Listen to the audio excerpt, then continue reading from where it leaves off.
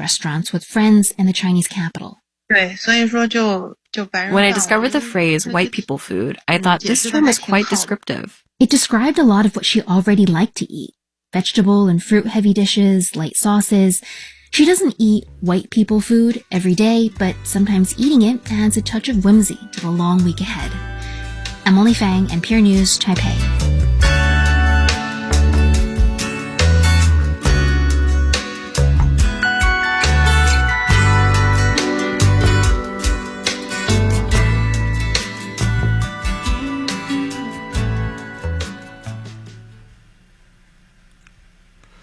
It's WNYC. Join Brooke Gladstone tomorrow night for a live conversation on the U.S. Supreme Court and the impact of some of its recent rulings. Her guest, Michael Waldman, head of the Brennan Center for Justice.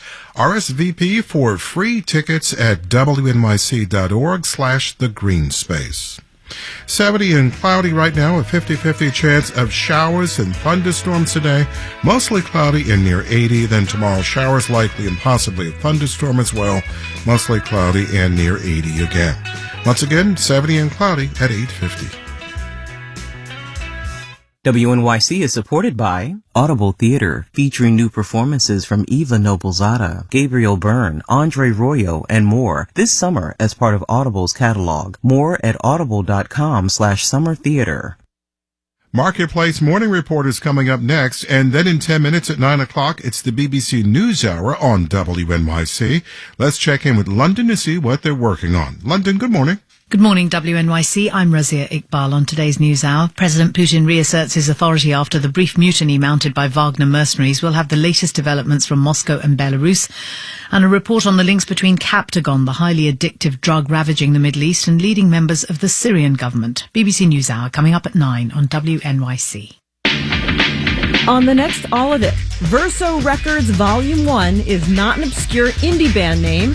It's a debut album recorded in the Westport Public Library's music studio. The artists are all local, and the compilation is out now on vinyl. One of the musicians and the library's sound engineer / studio manager join us for a listening party. No need to keep your voice down.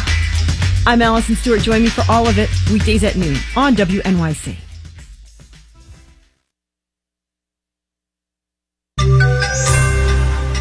A new stock exchange on the way will work to reduce income inequality in America.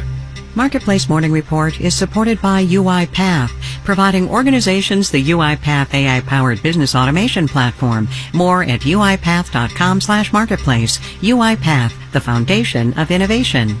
And by UKG, an HR payroll and workforce management solution designed to help make a fairy tale workplace a reality. UKG, our purpose is people. I'm David Brancaccio in New York.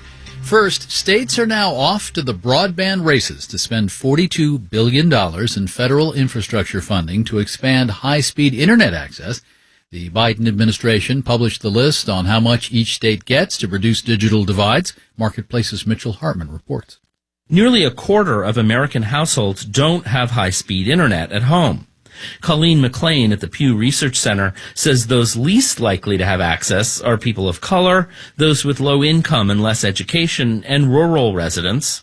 Lacking home broadband is a major disadvantage for things like getting schoolwork done, looking for jobs. Colorado will get $826 million for its infrastructure build-out. State Broadband Office Director Brandy Ryder says that'll be enough to get high-speed internet to nearly 200,000 Colorado households, including rural folks on farms and ranches. They're running broadband over old DSL copper cable phone lines. Ryder says poor city neighborhoods lack infrastructure too. These are folks that live in our urban areas on the wrong side of the street as far as broadband connectivity is concerned. Colorado will also try to narrow the digital divide by making internet service more affordable and expanding access in libraries and community centers. I'm Mitchell Hartman for Marketplace. Facebook's parent, Meta, has long been into virtual reality goggles, not to be confused with Google's. Now it's launching a subscription service for virtual reality games, a per-month fee for Quest Plus. Marketplace's Nova Safo has that. Meta's virtual reality subscription plan is not exactly the metaverse that CEO Mark Zuckerberg envisions, where people work and play all in the same virtual world. But it is an attempt to boost its flailing Quest VR headset, which has yet to catch on outside of the video game world, despite a price cut in March. So why not lean in and offer video gamers a subscription plan? Quest Plus launched yesterday. It's $8 a month or $60 a year to play 2 featured games a month, like Walkabout Mini Golf, which takes place in a strange, trippy world, or the shoot-'em-up game Pistol Whip. The subscription plan comes just 3 weeks after Apple launched its own headset, the Vision Pro. Analysts expect slow adoption of that device as well. I'm Nova Safo for Marketplace. Looking at the market screens, Dow futures are down 0.1%, but S&P futures are up 0.1%. NASDAQ futures are up 0.4%. Oil is down. Crude is $68.50 a barrel, down 1.25%. GM had closed its big Lordstown factory in Ohio, but with great fanfare during the Trump administration, an electric truck company took it over. The news is the EV company has filed for bankruptcy protection after talks broke down with partner Foxconn, the huge tech company based in Taiwan. The maker of the Endurance electric pickup truck is now looking for a buyer and suing Foxconn, alleging a pattern of bad faith. Marketplace Morning Report is supported by Amazon Business. From small business to big enterprise and everything in between, Amazon Business helps simplify the supplies buying process. Amazon Business, your partner for smart business buying. And by JLL, whose offerings are backed by global data and intelligence, which can reveal unique opportunities for investors in commercial real estate. JLL.com. See a brighter way. And by Total Wine and More, where you can find a new favorite Chardonnay, sparkling wine, or tequila. Spirits not sold in Virginia and North Carolina. Drink responsibly. B21. The New York Stock Exchange and the NASDAQ market grabbed the spotlight, right? But there are 13 stock exchanges based in the U.S. in late-stage planning now. A new one called the Dream Exchange. Once licensed, it'll be America's first minority-owned and minority-governed exchange. It'll be a place where smaller companies can get access to investor capital, and among the goals, reducing the racial wealth gap. Joe Cicala is founder and CEO of the Dream Exchange. Welcome. Hi, thank you for having me. If someone has a business that's gotten to a certain scale, one option is to get investment from public shareholders. You want to list in that situation on a stock market. There are many stock markets, some pretty famous ones that are out there already. Tell me how Dream Exchange offers something different. Our concentration is really creating capital opportunities in the mid-cap and small-cap marketplaces, which is something that's died off for decades. We just want to give more options to the small entrepreneur as well as to the American investing public to get in early in good companies that will grow and expand wealth for the original investors and founders, as well as make it available to the general American investing public. So a key differentiator, who you're trying to attract and the problem you're trying to solve, is about scale, allowing smaller businesses to go public. But what about specifically minority-owned businesses? Yeah, so that's really something that differentiates us. We've been working in the Black community for, more than 2 decades, and we really understand some of the unique challenges that are faced by minority business owners. And really, it's not a place that minorities have ever sought capital. So there have only been 2 companies in the 230-year history of the New York Stock Exchange to become public. In the history of Western civilization and capitalism, there have only been 2 minority-owned firms that have gone public on the stock exchange? On the New York Stock Exchange. So today there's probably about 6,300 listed companies on stock exchanges across the country. People think going public and registering shares with the SEC. There are a lot of companies that do that. But reaching a stock exchange is a very different phenomenon, because you have to meet certain listing characteristics and qualifications. There have only been about 12 ever in all stock exchanges that are minority-owned and controlled companies to reach a stock exchange. And that provides a lot of barriers because, depending on the day, there's between, 25 or $30 trillion in funds on the public capital market exchanges. So the Dream Exchange solves a myriad of problems by opening access to public capital markets for smaller companies, especially the minority and underserved communities that have never really reached those markets. Joe Cicala is founder and CEO of the Dream Exchange. Thank you very much for the time. Thank you, David. And in New York, I'm David Brancaccio. It's the Marketplace Morning Report from APM, American Public Media.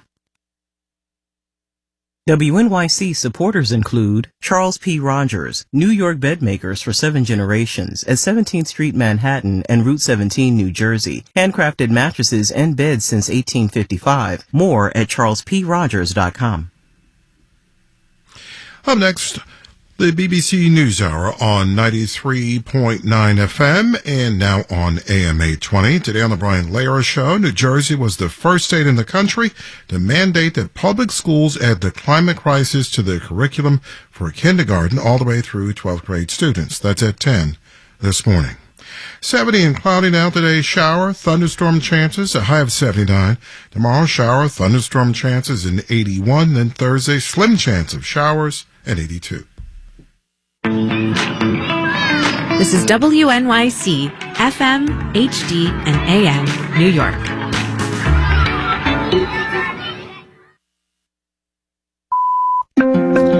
Welcome to NewsHour from the BBC World Service. I'm Razia Iqbal. 3 days after the short-lived mutiny by Wagner paramilitaries and their leader, Yevgeny Prigozhin, President Putin says Russian security forces prevented the outbreak of chaos. You defended the constitutional order, the life, security and freedom of our citizens, saved our homeland from upheavals, in fact, stopped a civil war.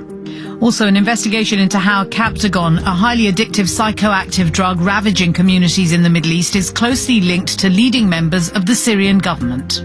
I have heard that Maher al-Assad, Bashar al-Assad's brother, is the one who is responsible for the Captagon selling all over Syria.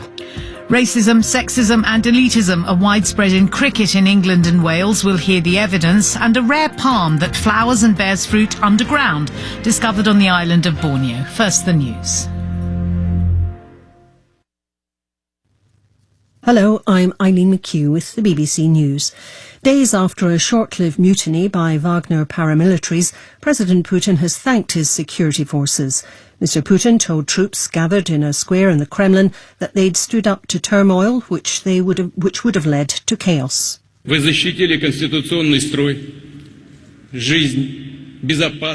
defended the constitutional order, the life, security and freedom of our citizens. You saved our homeland from upheaval. In fact, you stopped a civil war. In a difficult situation, you acted clearly, harmoniously. By deed, you proved your loyalty to the people of Russia and to your military oath. And you showed responsibility for the fate of the motherland and its future. The Russian authorities have confirmed that a criminal case against Wagner has been dropped. Alexander Lukashenko says there's no reason to fear Wagner fighters appearing in Belarus. He said his security forces would be keeping a close eye on them. As the mutiny ended on Saturday, it was announced that Yevgeny Prigozhin and some of his Wagner fighters would be offered safe haven in Belarus. The UN says Russia has summarily executed